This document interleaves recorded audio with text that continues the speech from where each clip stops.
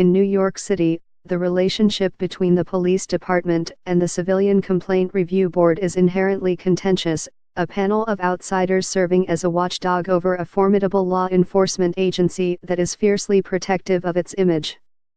A new report by the board suggests that its relations with the department have become particularly strained, even as the board has sought in recent years to find a measure of common ground on disciplining officers for misconduct. Last year, the police department contested more of the board's recommendations in cases where board investigators found evidence to support allegations of abuse or misconduct, which in turn significantly lengthened the time before a final decision by the police commissioner. In response, the board began more strictly enforcing a time limit on the challenges received more than 90 days after the initial decision. But the board's recommendations are not binding on the commissioner, James P. O'Neill, and in more than half of the board's cases that he took final action on between January and June, he set aside or modified the conclusions, reversing a trend over the previous 2 years when the board and the police commissioner were increasingly in accord. The report, to be released on Wednesday, is the first to look at how Commissioner O'Neill, who succeeded William J. Bratton in September 2016, has treated the review board's findings and recommendations. Overall, Commissioner O'Neill imposed discipline on about 3/4 of the 251 officers for whom the review board had recommended punishment in the first 6 months of this year, a decline from 2016.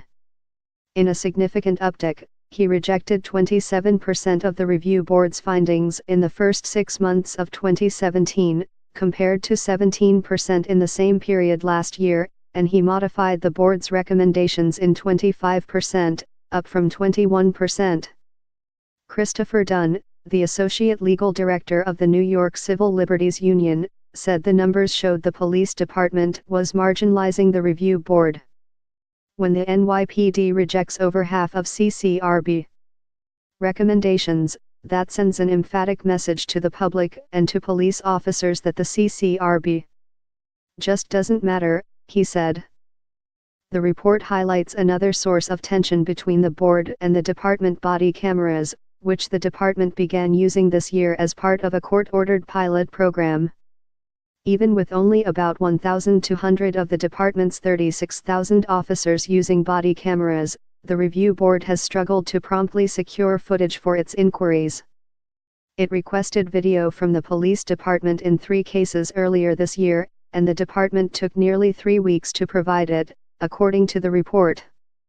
The mayor has promoted body cameras as a way to curb excessive force complaints and increase police accountability and transparency.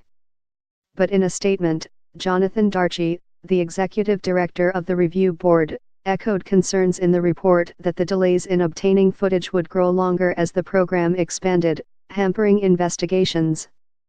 The city of New York is moving toward a future in which video evidence will offer our investigators more definitive accounts of incidents, Mr.